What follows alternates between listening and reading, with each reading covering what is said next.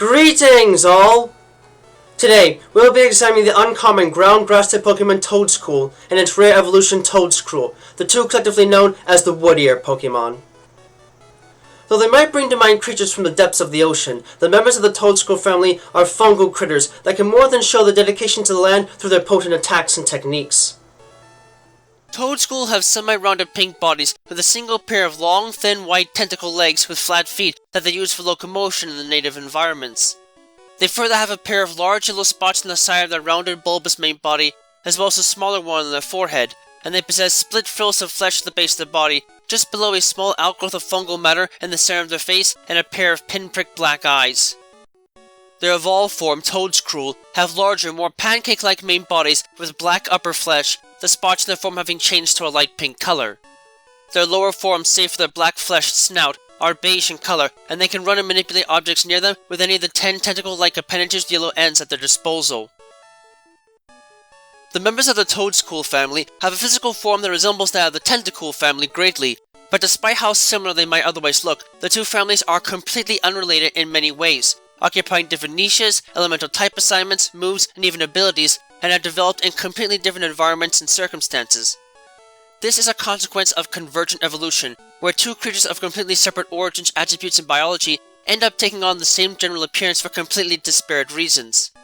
In the case of these creatures, they are actually fungi and not jellyfish of any sort, and have taken on a pale-colored form with a rubbery, fleshy consistency and bright colors that, while edible, can be difficult to handle as a result of their unique mycelium mite ability, which ensures that their status moves can hit any target no matter what the ability might be, in exchange for making the move last. While they do share the same general base stats, that seems to also be a consequence of convergent evolution for them, and in turn gives them a similar degree of survivability in all stages of their life. The one thing that really helps to separate them, however, are their grass and ground type attributes, which run completely counter to the Tentacool family, and thus give them a bit of an advantage over their water-bound doppelgangers, even if the moves they learn early on might not reflect their best attributes and thus can make them a bit of a pain to work with. Even so, looking at their stats, it can be said that these beasts can be rather quick on the feet and can make use of their decent stamina and special attributes to pose a notable threat, the base HP stat being above average for a fully evolved grass-type Pokemon, the base special attack stat being above average for a fully evolved ground-type Pokemon, and the base special defense and speed stats being above average for a fully evolved Pokemon of both of their types, so caution is highly recommended if you choose to engage them in battle. While their appearances might be the only thing they strongly share in common with Tentacool, Toedscool are also known to live in large colonies in the native lands in order to keep themselves better protected against attack, though they often can be found out on their own. Those that are in such a state are usually scouts that are sent out in order to find more suitable locations for their colonies to colonize and develop to their liking. This can make them easy to find if one knows where to look, but getting a hold of these little fungi won't be that easy. While they might not have the sturdiest of frames and are rather small in size, these creatures do have one major advantage over their aquatic counterparts. They can walk! Unlike Tentacool, the appendages that dangle from the main bodies of these creatures are more reinforced and are sturdy enough to support their body mass easily, so in order to get around, these little fungi will dash around on the solid ground.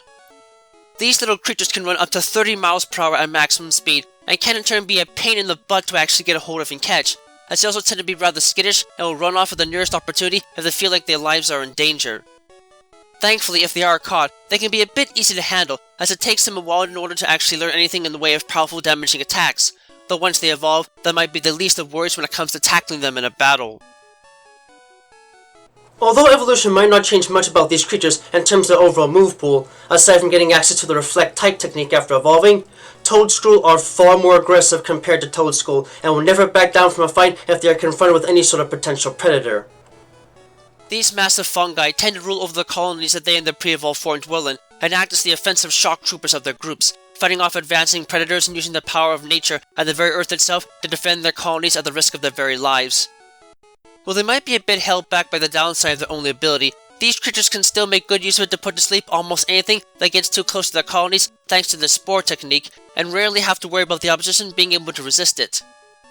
In addition to being powerful defenders, these creatures are also active predators in their own right, as they will often venture out into the wild and use their 10 tentacles to wrap around potential prey while using moves like Giga Drain to suck the vital nutrients out of them, leaving the giant husk left over for other types of scavengers to handle, as Toedscruel are unable to break down these hard parts on their own.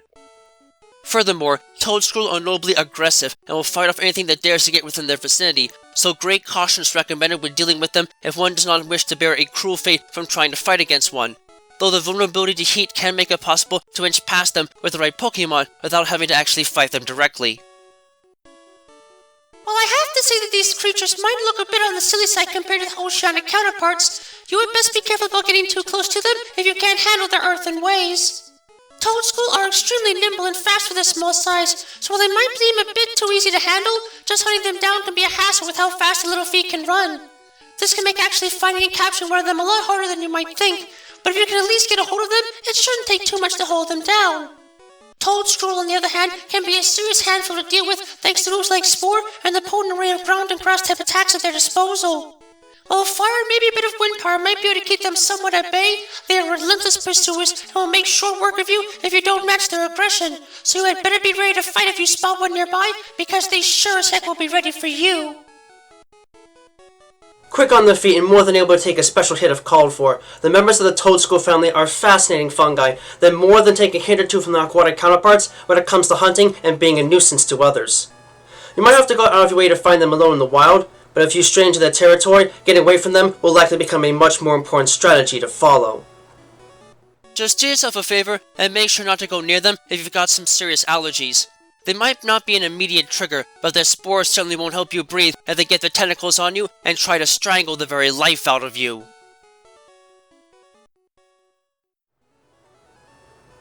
Thank you all for watching this video. It always brings me great joy to see others enjoying the work I do to try and make the world of Pokemon and the fascinating creatures that lay inside of it feel as real as they possibly can. If you really enjoy my work, please feel free to leave a comment and subscribe, as I always do my best to respond to any and all comments that are left on my videos. In addition, if you wish to learn more about my work and help support it, you can find links to my Patreon page, as well as email and other contact information to my work on DeviantArt in the video description down below. Furthermore, you can find a link to my Discord server there as well if you'd like to get a first glimpse at what videos are coming up next and converse with other fans of the world of Pokemon. Thank you for taking the time to watch this, and have a wonderful rest of your day.